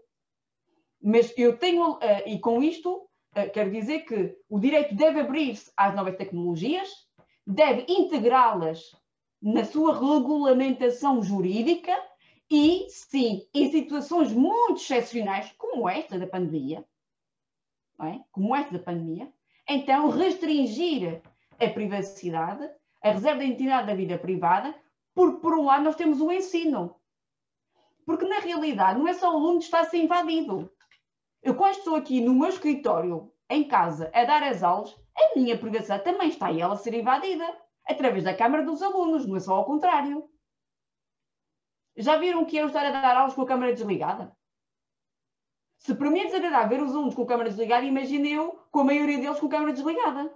É muito desagradável. É uma parede preta à minha frente. É muitíssimo desagradável. Não é? E, portanto, eu defendo esta posição, uma posição mais atualista, não direi da proteção de dados, porque a proteção de dados tem que existir, e a privacidade, e todos os direitos previstos no RGPD, mas eu acho que o direito deveria começar a olhar para as novas tecnologias, não com um olhar, parece que, de quase agressão e de invasão, mas sim como um olhar atualista. Este é que é o nosso futuro. Vamos enquadrar as novas tecnologias, o digital no direito. Façamos isso. Agora, a minha questão, e peço desculpa este meu alongamento, acho que foi mais longa na minha breve introdução do que os próprios palestrantes, e por isso peço desculpa. A minha questão é saber como é que no Brasil vocês lidam com este tipo de situação, se é que têm estabelecido o ensino à distância, porque isto é uma situação que me preocupa muito, não é? Porque na realidade eu estou tranquila, tenho uma ordem da direção que me diz que pode escolher, eu escolho online, para a segurança e para a saúde de todos, não é? Porque se eu deixar de cumprir o presencial e o online, estou a incumprir, como dizia muito bem o Dr. Itamar, isto tem implicações até laborais, não é a nível de gestão de riscos, tem um problema de gestão laboral. Porque se eu incumprir uma ordem que me for dada, eu entro em cumprimento e posso ser sancionada por isso e até despedida, não é? Portanto, agradeço muito a vossa atenção, peço desculpa, Tayana, o meu alongamento na minha questão, mas é uma questão que me está a causar alguma espécie, como nós dizemos aqui em Portugal, porque acho que a CNPD não está a ter a coragem de dizer cara a cara ao governo aquilo que está a fazer de forma ilegal e inconstitucional. E então, porque assim, se o governo nos permite, está a dar um mau exemplo. Se permite algo que é ilegal e inconstitucional, então o CNPD, porque está aqui em defesa da proteção de dados, então deveria intervir logo junto do governo, que é para todas as instituições de ensino então estarem em compliance, como vocês dizem no Brasil. Para nós é em conformidade. E queria só deixar uma palavra final.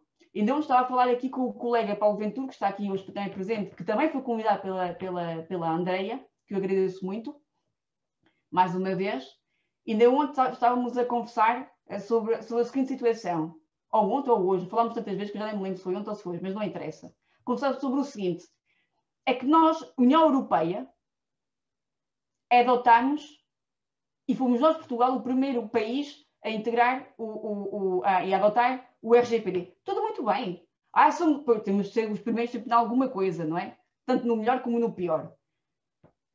Mas vocês, brasileiros, E nós estivemos a investigar, o Paulo e eu hoje, para tentarmos aqui poder intervir, não de forma ignorante, como é óbvio, mas tenho uma palavra de parabéns a atribuir ao Brasil neste sentido.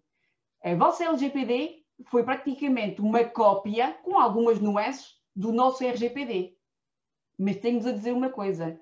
Dou-vos os parabéns, porque vocês estão muito mais à frente do que nós, Portugal. Arrogamos, somos os primeiros a ter feito e tal. Pois, mas depois não vem o resto, que adiante sermos os primeiros. Portanto, a vocês, brasileiros, muitos parabéns. Posso falar? Deixa eu falar. Olha, muito obrigada, Cátia. Muito Obrigada, obrigada Cátia. mesmo. É sempre muito bom ouvi-la. Já foi conversa minha com a Andréa, como são brilhantes as suas colocações. Eu fico imensamente feliz e honrada de poder ouvir as suas palavras. Pode falar, Andréa, mas vamos dar um tempinho para a Thaís, a gente já está extrapolando em muito tempo.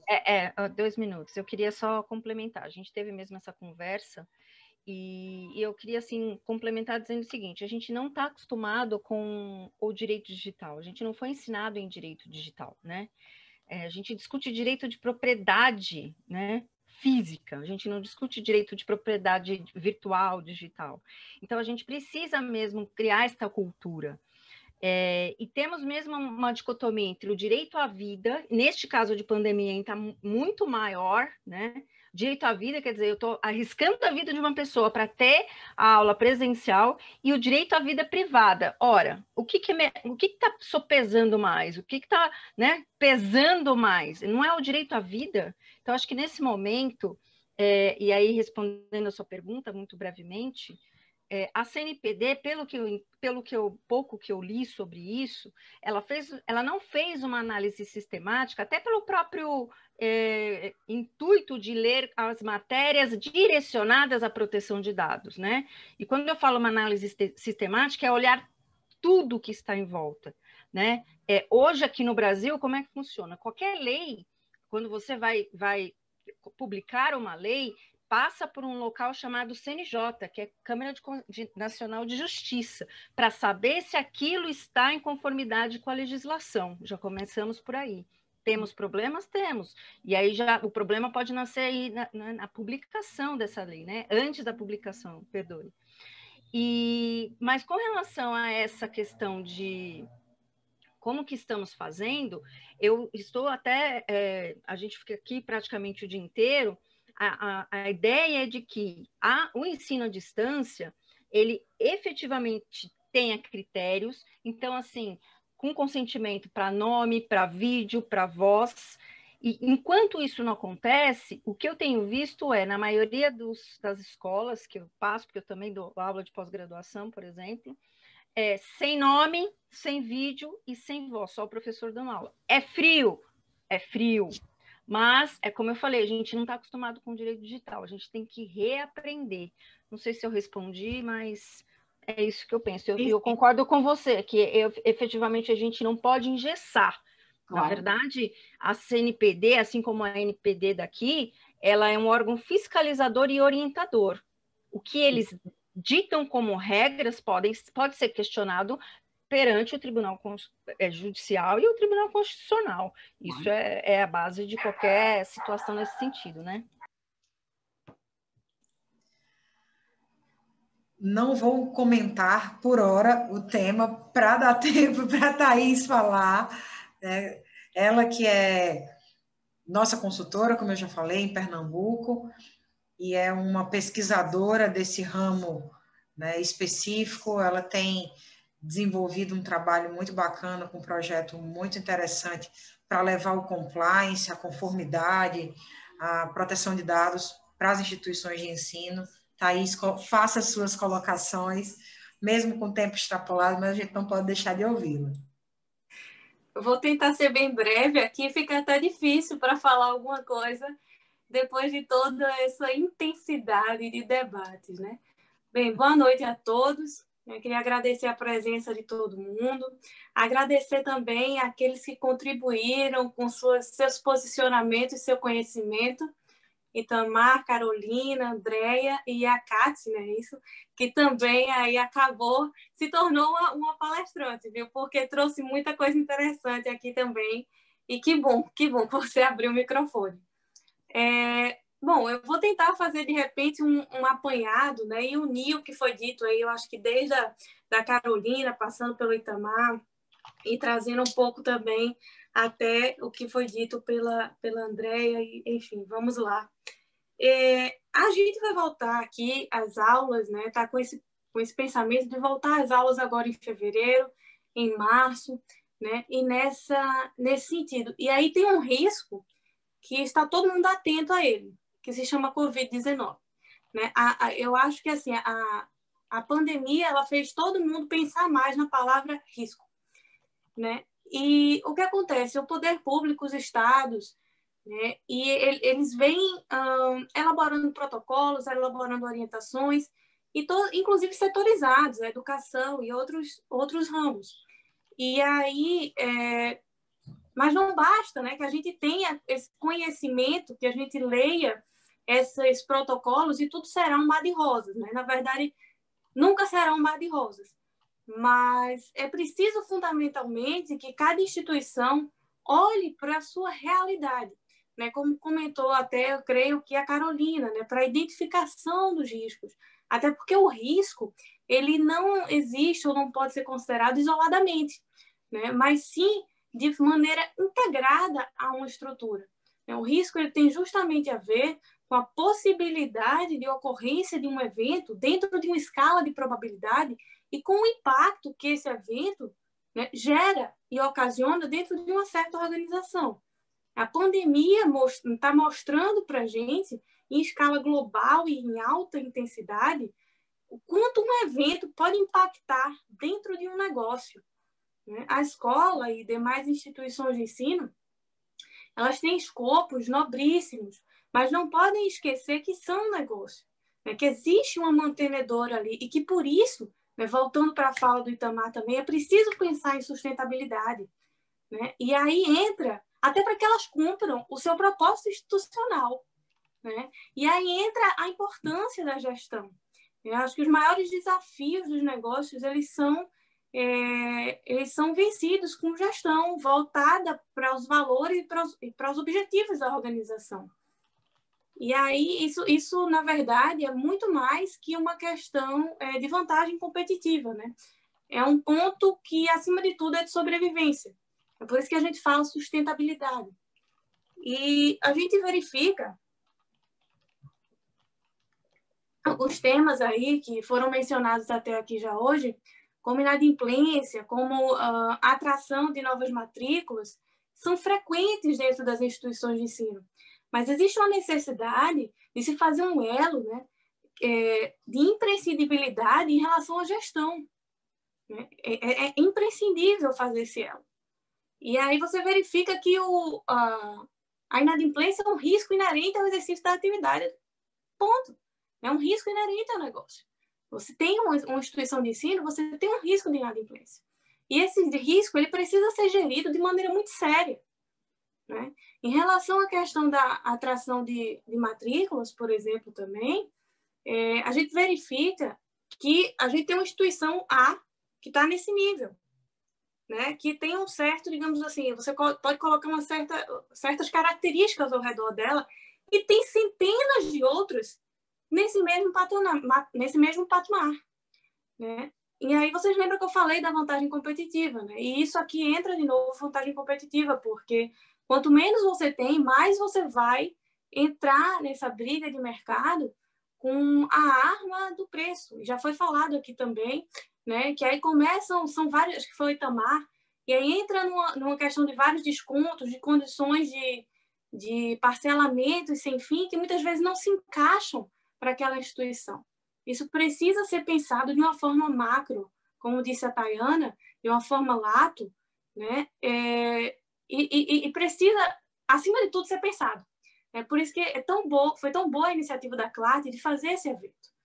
Outro ponto que tem a ver totalmente com o que a gente está debatendo aqui, e que também já foi mencionado, é a questão de escolas né? E aí eu me refiro a escolas estarem lidando com crianças e adolescentes, fundamentalmente. Isso envolve um leque de... Se não tivesse certo ainda, nós podíamos tentar avançar só para... Oi, tem alguém falando? Isso aí daí é melhor eu nem botar, porque daqui a pouco é mesmo que o cara fala. Bom, acho que alguém abriu o microfone sem querer. Mas aí você tem esse relacionamento com crianças e adolescentes. E por que é tão importante? Porque a instituição de ensino, inclusive, passa a ter um dever de guarda e proteção sobre esses menores, né? Aí foi comentado aqui também pela Andréa a questão da LGPD.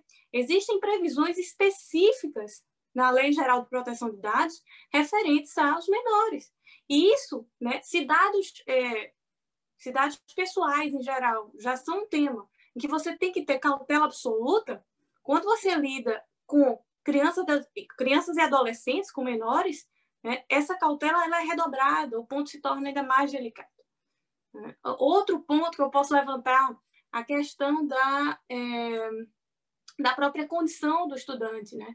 Será que meu estudante ele é pessoa com deficiência? Será que a minha escola está cumprindo com todos os seus deveres em relação a esse estudante? Bom, isso tem várias repercussões, né? Todas essas questões e muitas outras, que eu não vou me alongar aqui, estou até olhando o relógio, né? Mas, assim, existem muitas outras que podem ser levantadas e que têm repercussões em várias esferas, que aí o Itamar falou também, né? Tem repercussões na reputação, tem repercussões operacionais e que sempre, de uma forma ou de outra, vão acabar tendo um reflexo financeiro para a instituição. Então, o tema gestão, riscos, ele não pode sair de pauta, né? Ao contrário, eu acho que ele tem que entrar em evidência, acho que a gente ainda fala pouco sobre isso, né? Porque ele é imprescindível à saúde e à sustentabilidade de uma organização, né? É preciso que a gente faça uma reflexão no sentido de que será que eu estou tendo uma gestão voltada para a sustentabilidade, né? Para a construção de um terreno sólido, para a geração de valor? Ou será que, de repente, eu estou um pouco limitado na questão do lucro, né, imediato, né, como o Itamar, eu acho que a Carolina também falou, da questão das matrículas. Muitas vezes você está ali e a preocupação é a matrícula, mas a gente muitas vezes não enxerga que tudo isso tem um fundo por trás, né, e que precisa ser movimentado para que a engrenagem não pare. Então, assim, não vou me alongar mais, não sei quanto tempo eu falei aqui, acho que dentro do previsto, mas, assim, é isso, sabe? É isso. Novamente, eu queria agradecer a Clade pela iniciativa de organização do evento, né? Por ter chamado convidados que puderam contribuir de uma forma espetacular, né? E é isso. Eu me despeço, desejo novamente boa noite, agradeço a presença de todo mundo. Acho que a gente deve estar se encaminhando para o fim, né, Tayana? Infelizmente. Era exatamente isso que eu ia dizer. Eu fazia ideia de que o tema iria causar, né, até por ser amplo, né, de uma forma proposital.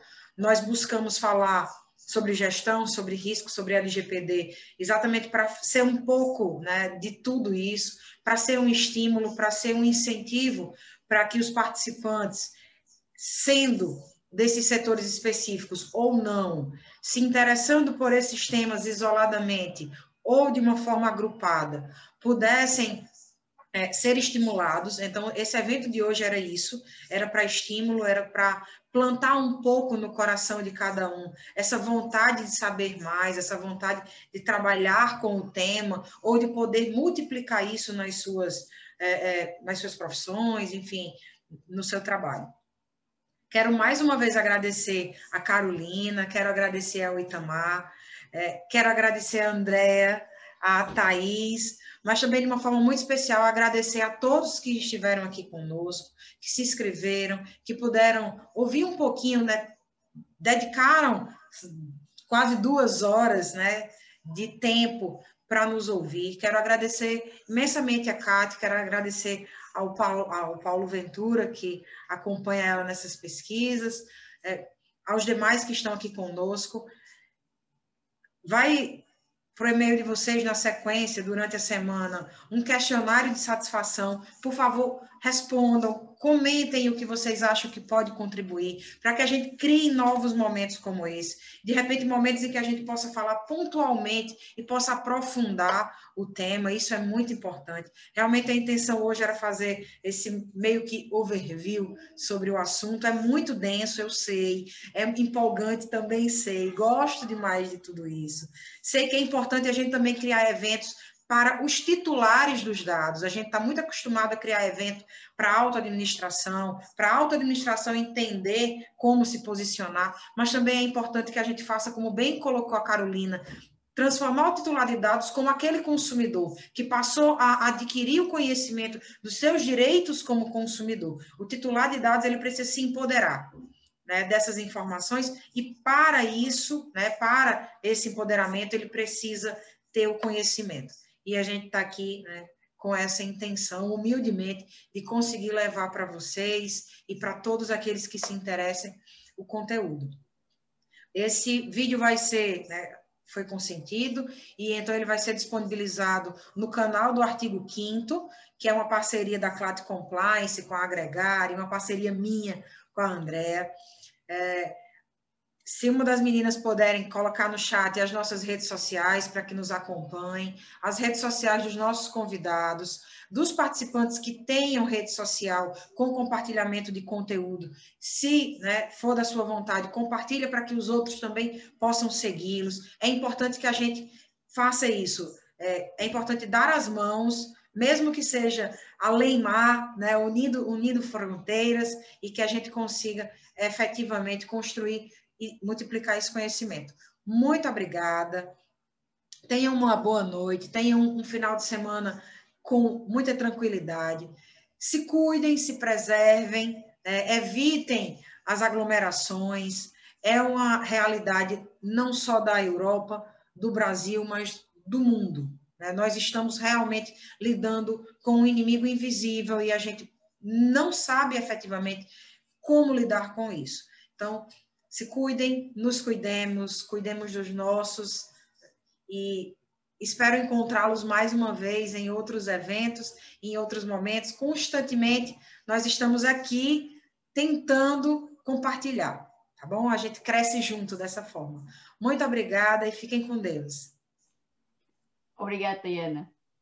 Boa noite daqui de Portugal. Obrigada a todos. Muito obrigado, uma boa noite para todos. Obrigado.